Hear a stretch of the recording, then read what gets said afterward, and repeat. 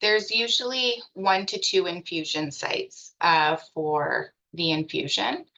There's a pump required for administration, and the average infusion time is about 2 to 2.5 hours. And again, local site reactions are common and are very similar to subcutaneous immunoglobulin that we use now. So what makes HyQvia so different from traditional immunoglobulin treatments? So the concentration of HyQvia is a 10% product, which is similar to IV. The schedule every 3 to 4 weeks is also similar to IV, but it's administered subcutaneously, and local site reactions are common side effects, which is very similar to conventional SCIG. So the answer that's so different is hyaluronidase, which is a something that has been added to administer before the actual immunoglobulin treatment. And what this does is it increases permeability in the subcutaneous tissue, so you can put in a larger dose. So it's very basically like subcutaneous immunoglobulin, but we're able to give your monthly dose in one shot instead of having to divide it up into weekly doses. So just a little bit about hyaluronidase. So we have hyaluronan, which is hyaluronic acid, in our subcutaneous tissue. So, and this limits how much can be administered. So with conventional SCIG, we're dividing our doses, or we're doing more infusion sites just because we get discomfort and some pain sometimes if we put too much fluid in that space. So your hyaluronic acid has a very fast turnover with a half-life of about a day. So what we have added to HyQvia is we have a recombinant human hyaluronidase that's been made. So it's very specific to hyaluronic acid in your body. And this has a very short half-life as well, so it begins working very quickly. So the hyaluronidase, as I said, so it increases permeability and dispersion absorption of IG products. So this allows us to do that one really big dose in one go instead of dividing it up into those weekly doses. So, and you can kind of see a picture here on the side of the hyaluronidase going in and kind of dispersing the hyaluronic acid in the system. So it's very quickly reversible, and subcutaneous tissue restores back to normal within 24 to 48 hours. So this is HyQvia. So this is the facilitated SCIG product that's now available in Canada. So you'll see they come in vials, and there's 2 vials. So the bigger vial is the immunoglobulin product, HyQvia, and then the small bottle beside it is the hyaluronidase. So this is the new product. So they come together in the package. So storage and handling of HyQvia. So HyQvia is stable for up to 3 years from when it's manufactured, when it's stored in the refrigerator. It can be stored at room temperature up to 25 degrees, and it has a shelf life of 3 months once it's brought to room temperature. So it should be used within that time once it's taken to room temperature. So here are some of the supplies that you will need for your HyQvia administration. So we have our HyQvia product. There is a sapphire pump that you will be provided with, and a pole and to place it on. So it's a little bit more complex than our traditional SCIG, which is just a spring-loaded pump, but everything will be preset in the pump for you at home. So it won't be too difficult to learn. So we have vented tubing, we have needle sets, syringes, spikes, alcohol, tape, and gauze. So very similar to our traditional SCIG supplies that we would use. So what to expect for the infusion. So this is kind of a brief overview, like if you were to use or be prescribed this product, there will be lots of support for you during this process. So the first thing you do is you would prepare your hyaluronidase. So that means drawing up all of the hyaluronidase from those smaller vials into a syringe. So if you had multiple vials to make up your dose, you would drop the hyaluronidase from each vial into one syringe. So you'd set that up and you would put it aside. Next, you would set up your HyQvia infusion. So here you're going to spike your vial of HyQvia, so with the IG product, with the macrobore vented tubing, and you will hang it upside down on the pole. You'll prime the line, and again, you'll be shown how to do all of this, and you'll load the tubing into the pump. So now you're set up. So now what you would do is you would place your needle sets. And like I said, there's usually 1 or 2 needle sets that you would use. And you push the hyaluronidase through that needle set at 1 to 2 mils per minute. So once you've started your hyaluronidase infusion, after 10 minutes, you can start your HyQvia infusion. So here you remove the syringe from the needle set tubing, and you're going to attach the tubing from the large macrobore tubing to your needle sets. You'll turn on the pump and choose the appropriate settings as you have been taught, and you'll start your infusions. So once the administration is complete, you'll turn your pump off and remove the needles. You'll dispose of your supplies as you've been instructed and record your infusion. So when you're getting started with HyQvia, expect a minimum of 5 training sessions. And you will be taught technique to use. Will help you figure out your max rate and volume. So this varies between people, same as traditional SCIG, same as IVIG. Different individuals tolerate different speeds and different volumes. We'll help figure out site preferences and have you be able to try different sites with your nurse. And we'll also help you go through some troubleshooting. So if there's issues, what to do and how to deal with them. So there is a ramp-up process when we are starting patients on facilitated SCIG. So just so that you are aware, so this is why part of the reason we do so many training sessions is because we don't start with the full dose. So we kind of starting at 25% and increasing to 50 and then 75 and 100% over 7 weeks. This is one way based on a 4-week dosing regimen. If you were doing it every 3 weeks, this may change, but I just wanted to give you an example and kind of show you. Don't worry too much about this. As I said, the nurse doing the training will talk you through all this and let you know what the plan is for you and for ramp up, but just so that you are aware there is a ramp up process.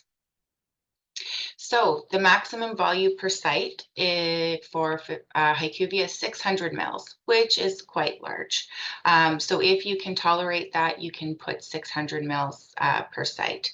And the maximum rate of infusion is 300 mils per hour per site. So that's quite a lot of volume that you're infusing in a short period into that subcutaneous space. There also is an increase in infusion rate during your when you're doing the infusion. This will all be pre-programmed. So during the ramp-up phase, we're going to start the infusions very slowly, and we will increase the speed. So by the 4th time you come in for training, we will try to see what your max rate is. Once we have this all figured out, it's going to be pre-programmed into your pump. So when you go home and you're doing it, or if you're being trained at home once you've had all your training and the nurse isn't there, that you'll just turn on the pump and start it. So all of this increase in speed will automatically be registered in your pump. So you won't have to worry about this. But again, just so that you are aware. there is that also goes on. So infusion sites. So unlike traditional SCIG, where we kind of mentioned, anywhere you can pinch an inch, you can infuse. For facilitated SCIG, the spaces that we're using are upper abdomen. And that is because it is a very large amount of fluid that we are putting into that tissue. So if we are infusing into the lower abdomen, sometimes the swelling can get lower than we want it to be. So upper abdomen are generally the spots, and the upper thighs are the other two spots. So just that is a little bit different from our traditional SCIG. So here's a picture that you can see of somebody who has done an infusion. So we can see before the infusion in the upper abdomen, we can see, so the second picture is right after, and then we can see 24 hours, what that looks like. So almost back to normal after 24 hours.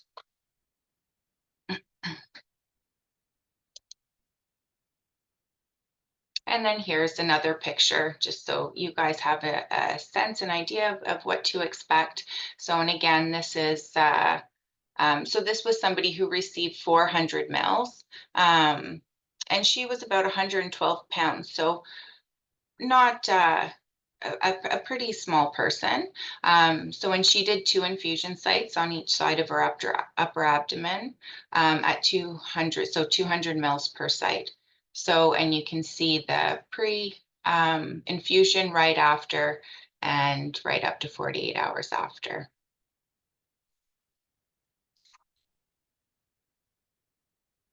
So here are some tips and tricks with facilitated SCIG that we have been brought. So using the upper abdomen, as I mentioned, rather than lower. Don't stay seated for prolonged periods after the infusion. So getting up and moving around, going for a walk, these things will actually help increase absorption. So it's good to move. We don't want you doing strenuous activity the day of the infusion, so don't go run 5 kilometers, but going for a nice walk is beneficial. So applying ice to sites for mild itching, and infusing on sides opposite to the one you prefer to sleep on. That's when we can do, from what feedback I have gotten from patients who are on this, is that generally they do 2 sites, 1 on each side. So, but if you are doing 1 side, you can try to stick on the side that you don't lie on. So wearing loose clothing for a day after the infusion, just for comfort. So if there's site leaking, to apply pressure to the site and let rest in a lying down position for 15 minutes. And then also, while you're infusing the hyaluronidase, you can find a song to sing to help pace you while you push the hyaluronidase into those sites. So if you would like to learn more about HyQvia, you can discuss this with one of your healthcare professionals. And like I said, there's a lot of support available to you through your SCIG nurses, physicians, and the patient support programs that they have available. So I will pass it on over to Dr. Waserman now. Thank you so much, Crystal.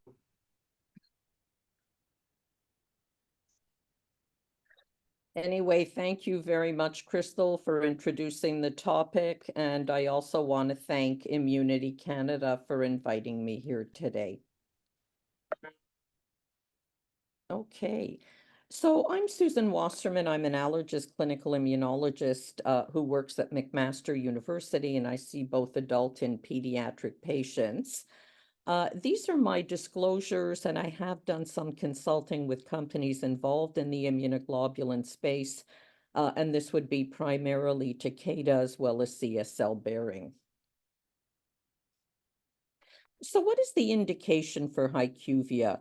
And the Health Canada approved indication is as replacement therapy for primary humoral immunodeficiency as well as for secondary immunodeficiency. So it's similar really to the other products that we have available.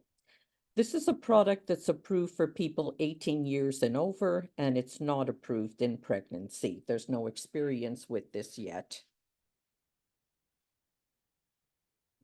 So one of the first questions that we generally get, what is the efficacy of HyQvia? Is it as good as conventional SCIG and what we currently have available?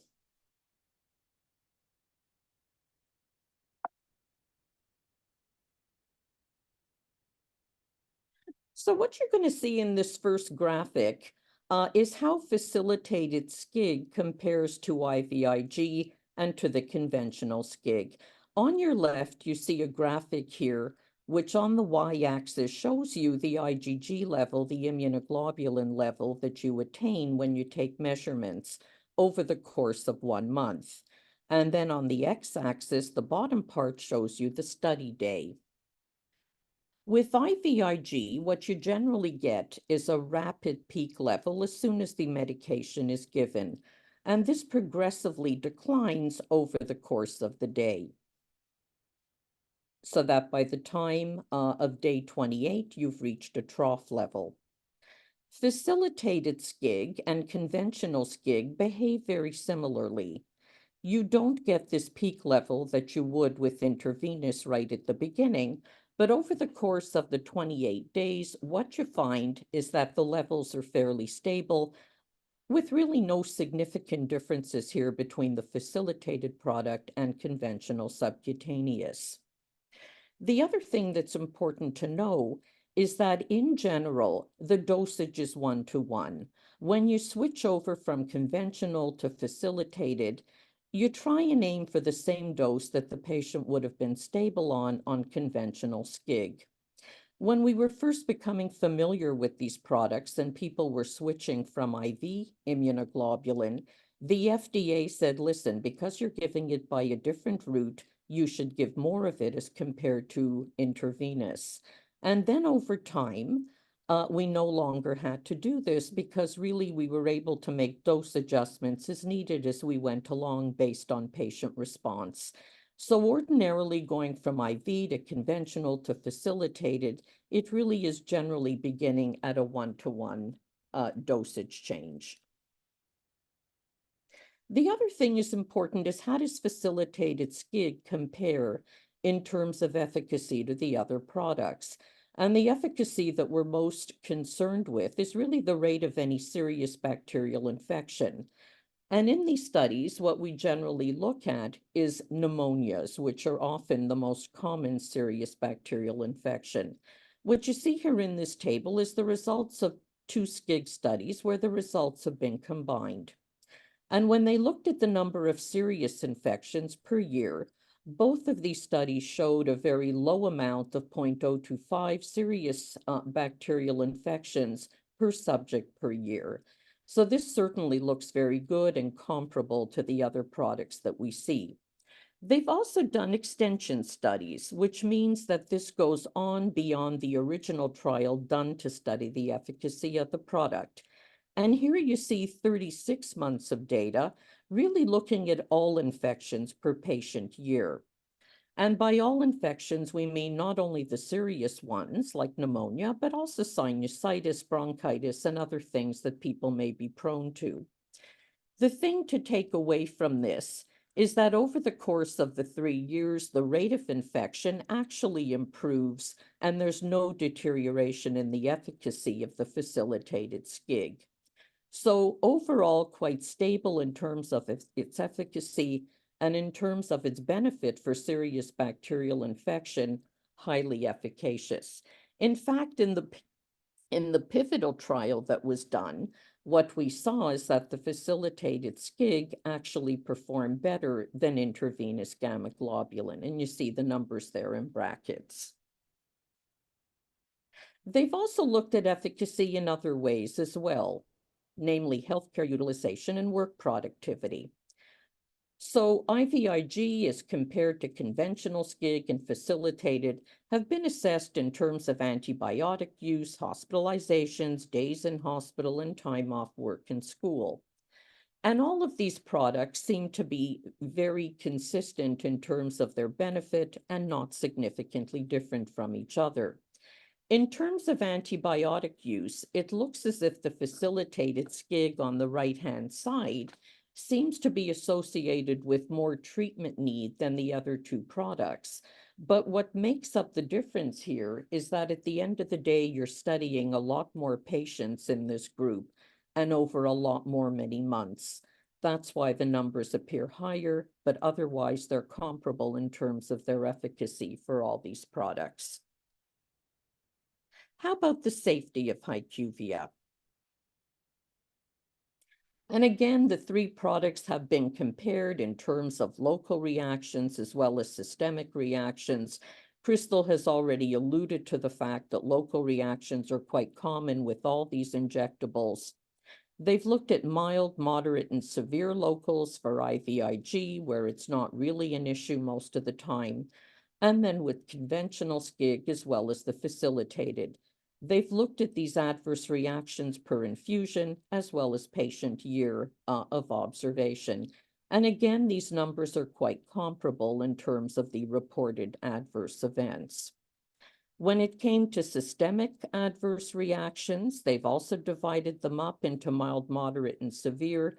And here we know that IVIG is more commonly associated with these types of reactions as compared to the subcutaneous products.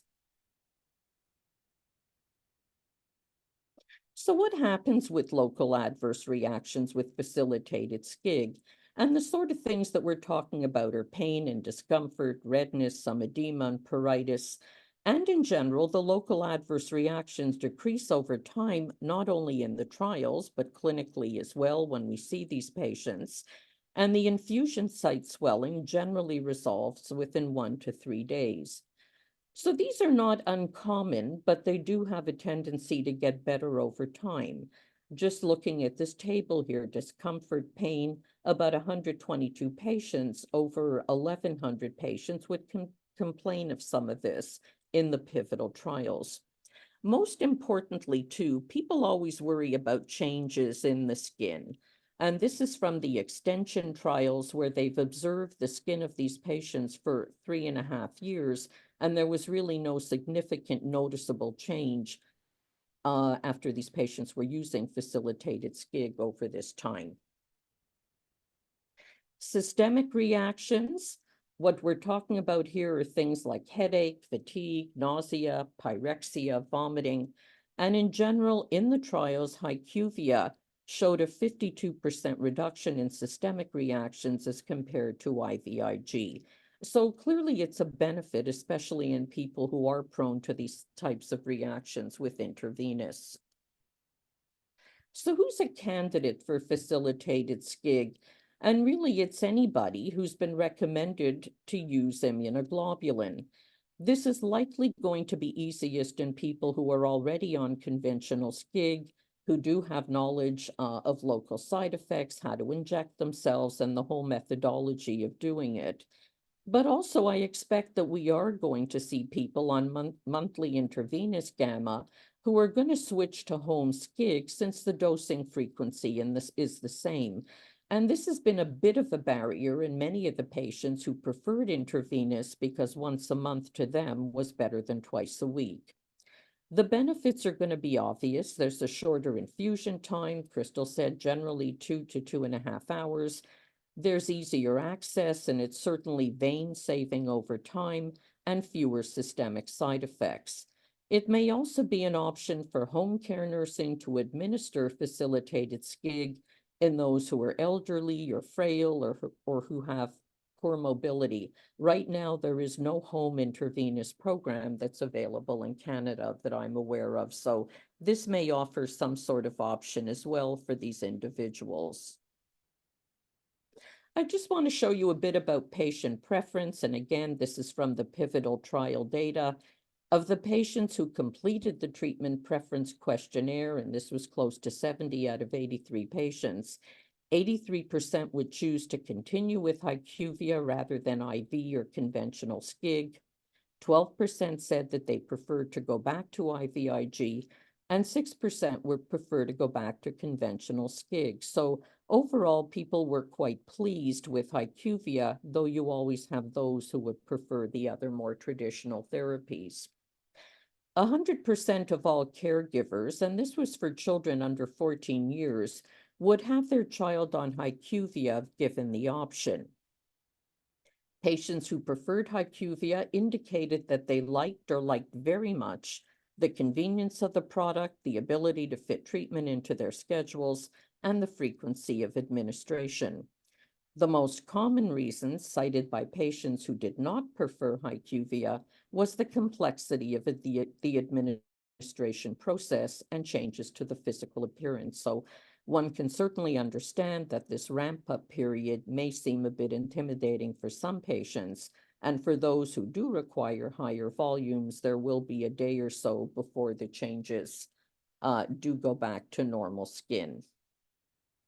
So what do we conclude? We have the pivotal trials as well as the extension studies, and some of the periods of observation in these studies have now been up to 5 or 6 years. They've shown safety, efficacy. We know that this consists of products that we do have some long-term experience with, like GammaGuard, which we've never had issues with safety, and hyaluronidase, which we are less familiar with as a product, but it is a natural body enzyme and it is present in other pharmaceuticals.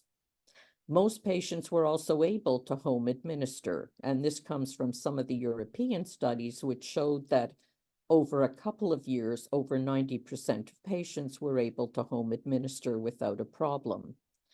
Not everybody, though, will be able to do so. We mentioned a couple of these groups, frail, immobile, others may not feel comfortable with this type of setup, and high dosage requirements may be a barrier to some.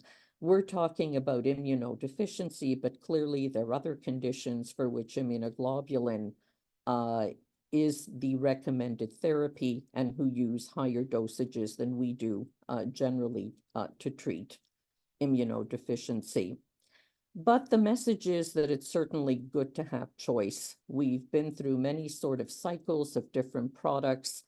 I plan to use this within my own practice, and I've already had quite a bit of interest amongst my patients. So good to sort of have another option for patients to choose from. And with that, I'm happy to conclude and to address any questions that people may have.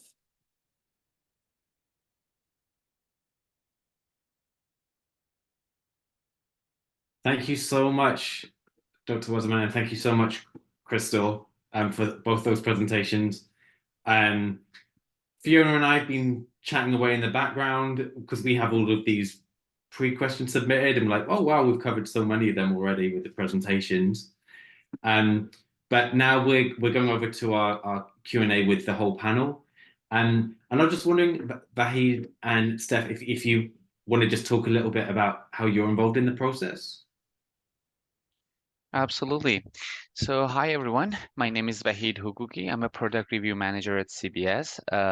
So as you know, CBS is an organization. It's a nonprofit organization, basically, that provide plasma-related products and blood products to the patient. So one of the products that right now we have in our formulary is HyQvia.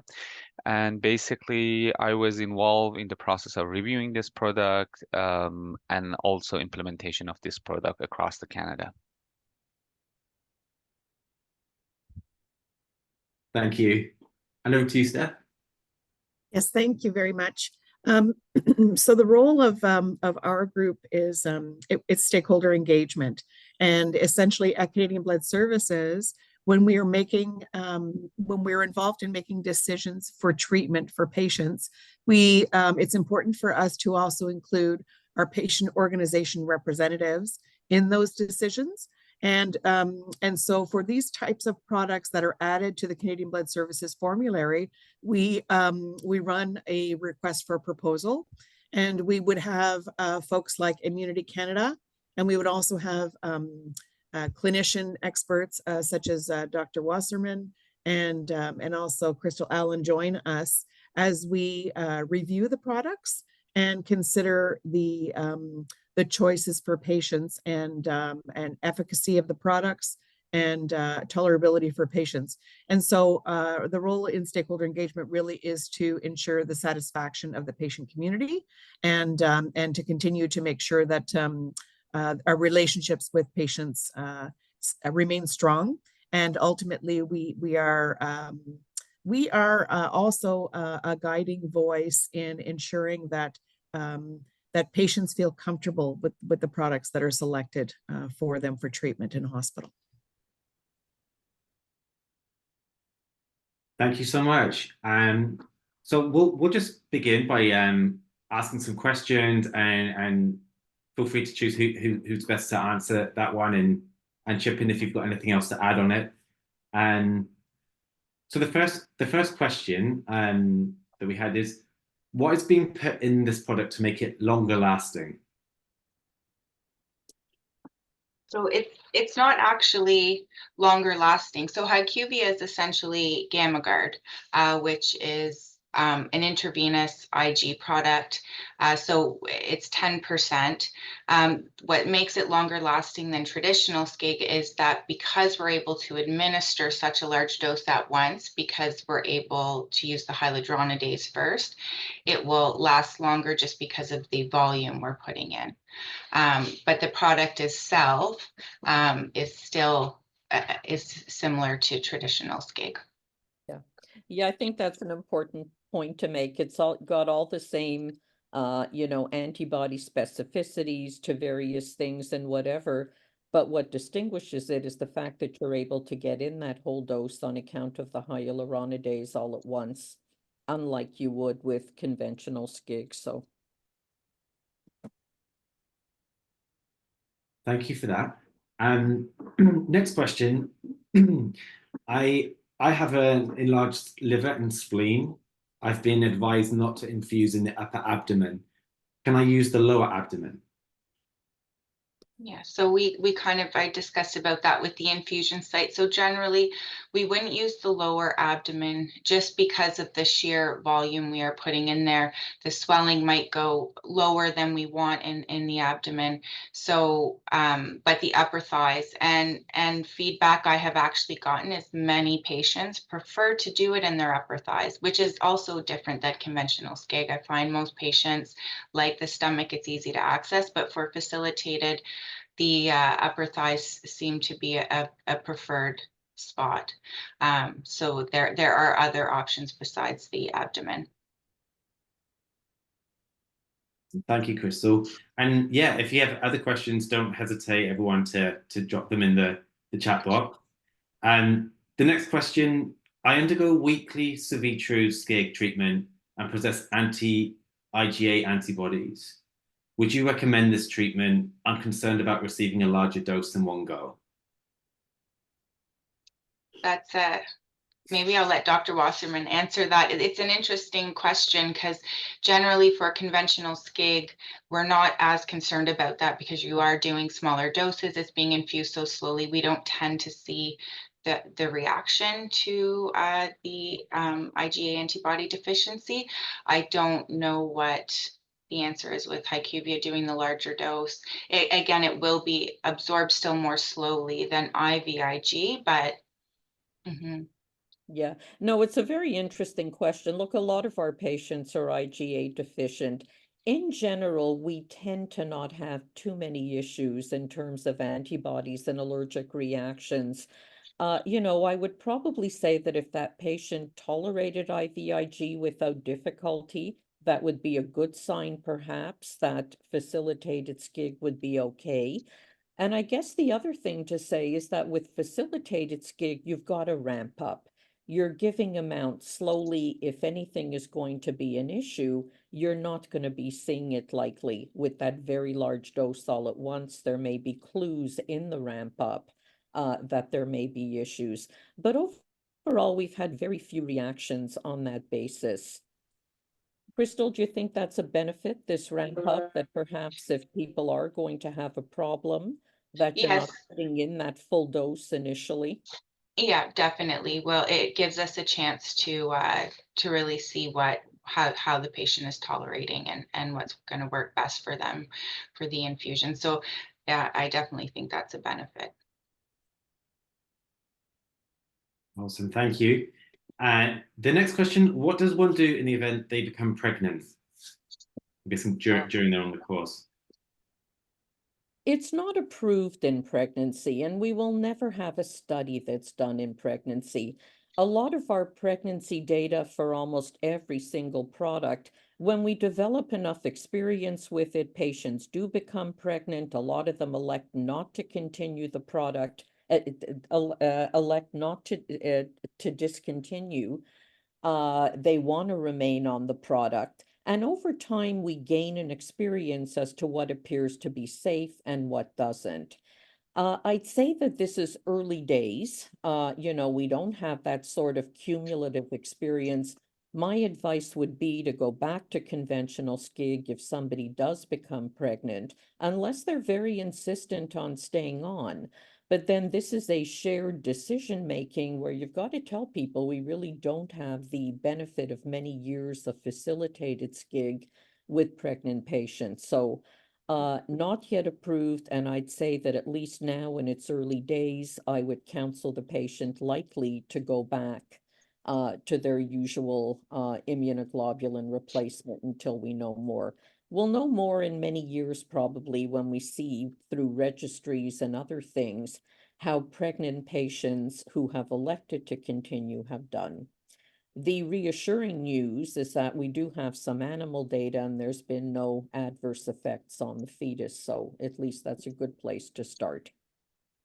And again, it's not the actual HyQvia that we're concerned with. It's the hyaluronidase. We don't have enough information on to say whether or not it's safe.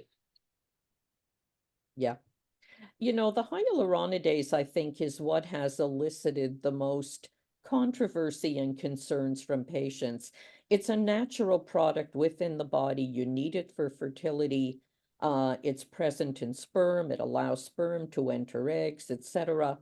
But based on what we know, at least from animal data, and even from people who develop antibodies to hyaluronidase in the course of being, treated, there doesn't seem to be anything in the animal work that points to any sort of infertility, and there's human data as well. So you're absolutely right. It's the hyaluronidase that has most people asking these questions. The other product we do have a lot of experience with. Thank you. And next question. How old are the antibodies in this product as compared to Savitru and Hizentra? So it would be the same. It's the same processing. Yeah. So it will be the same as all the other IG products. Is this medication treatment similar to generics BC, and will it be forced on people who are successfully on another sub-Q already? No, that's not the plan. I think the big thing is that we have options for patients, because this is not going to be the best option for some patients, but it might be the best option for someone else. So I think what we're trying to do is just give patients options so that way they can be successful for home infusions. And it's another option for patients, like Dr. Waserman had mentioned. Next was, thank you, Crystal. If a patient is utilizing 2 infusion sites, would the infusion rates need to be doubled? So yes, you can double, because you can do up to 300 mils per hour per site. So if you had 2 sites, you can increase. So the nurse will work and go through that with you when you do the training sessions. But yes, so there'd be some adjustment in your pump, but the hope is that through the multiple training sessions where we're doing our ramp up and getting to 100% dose and figuring out your max rate, that all that will be pre-programmed into your pump by the time the training sessions are done. So you're just turning it on and starting. Mm-hmm. Thank you. Question about traveling. I'm traveling overseas soon. Can I travel with HyQvia? And if so, how do I store it? So traveling may be a little bit tricky because you need a pole and pump, which I don't know how easy that. I know that the poles that the patient support program is providing, I'm pretty sure they do fold up. I don't know how bulky it will be. If you can plan your travel around your infusion, I would suggest that possibly. Also, the packaging for HyQvia is a little bit big, but it can be brought, like we said, it can be stored at room temperature for up to 3 months as long as it stays at 25 degrees or below. So it can be brought as a carry-on. We haven't had issues. Our patients travel internationally often, and we haven't had any feedback of issues with them traveling with their traditional SCIG products and supplies. So I don't see it being an issue to travel. Like I said, you can keep it at room temperature for up to the 3 months. I just don't know how easily the pole and will move, be able to travel with. I would agree with that as well, and don't put it into the baggage where the temperature really gets low, but I don't really foresee much in the way of issues either. The room temperature stability is a real bonus. Crystal, could you hang it on any pole? I mean, people do have IV bags from anywhere. Do you see people sort of adapting to anything, or do they need the actual pole? Yeah, potentially you could. So there is kind of a cradle that the pump fits into. Yeah, but I'm sure you could sort of jimmy rig something if you needed to. It's just Yeah. that you're because it's vented tubing and it's a vial, it needs to be above the pump. Otherwise, you might get some issues with air bubbles and things going through. But I'm sure there is a way to figure that out. And as we use the product more and patients test things, we'll get feedback on that. So, Yeah. but you can travel with it. But like because it is every 4-week infusion, unless you're going for more than a month, you can probably plan your infusion, even if it's a little bit before you go, so you don't have to bring it with you. Awesome, thank you. We've got time for a few more questions. And one question we've had is, I'm thin and can really only use my abdomen for SCIG. For patients without a lot of real estate, how have they fared on the switch to facilitate SCIG? So I don't have experience with switching somebody yet. But from the feedback I got, so in the pictures that I showed in my presentation with the young female and her abdomen, she was about 112 pounds. So she was quite tiny and doing 400. The facilitated SCIG, I don't foresee an issue because that hyaluronidase is really going to help with the permeability and the absorption of the fluid. So you may notice that you have a little bit more swelling that's visible, but again, that should go back and be back to normal within 24 to 48 hours. And chances are, if you are smaller, your dose is going to be a bit smaller, that you're more likely doing a 300 or 400 ml dose as opposed to a 600 to 900 ml dose. So to keep that in mind too.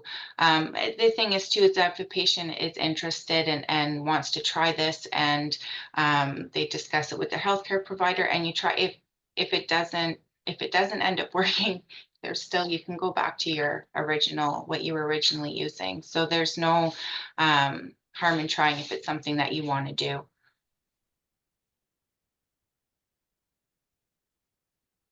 Thank you so much. And as I infuse weekly, I find I get very tired and depressed at about day 5 or 6. I have a concern that I will not have enough product by the last week as others who do SCIG, SGIV. I think So we do hear this from patients, especially who are on IVIG the last week before their next infusion. They're feeling that fatigue, and they start feeling pretty run down the week before. So, and I'm not sure whether that is going to be the same with HyQvia doing the monthly infusions. That being said, if a 3-week schedule is more beneficial, there's no reason. Like at home, you have the flexibility to do that. So you can talk with your healthcare provider and say, you know, I'm feeling really tired in this week before my infusion. Can we do it every 3 weeks instead, and see if that makes a difference? We'll adjust your dose to every 3 weeks, and you can try that. So there is more flexibility to try to prevent those things from happening if you feel like you're experiencing that. I would answer that exactly the same. It's a common complaint. It's not well understood. And if what it means is, you know, infusing a little bit earlier than that 4-week, work with your physician, your healthcare provider. I would handle it in the same way. Right. And I think we've got time for one more question, if you're okay with that. Mhm. We wrap up. If someone switches over, will they remain on the same immunoglobulin they are used to? Is it currently available in Canada? If they switch to HyQvia, I think that's, yeah, it's a question that just came in. Yeah. Because this is a GammaGuard product, as you were mentioning, Crystal. I think if I understand the question, is there a way to adapt it to other immunoglobulin replacement? brands, yes. So right now, there's no studies or indication to use anything other than HyQvia product. That being said, it would be hard to believe that we wouldn't be able to use this with other products. I think one of the first things I asked Takeda when they told me, I said, why are you using a 10% product and not 20 when we know that 20 is tolerated so well subcutaneously? But it's just that they actually had started this producing this product before they had produced Cuvitru. So, you know, they had kept in line with this, so they didn't have to bring their study back. So I think eventually we will see potentially facilitated SCIG with different brands, and potentially 20% products at some point in the future. But for now, the only thing that we really have any evidence with is the HyQvia, the GammaGuard product with the hyaluronidase.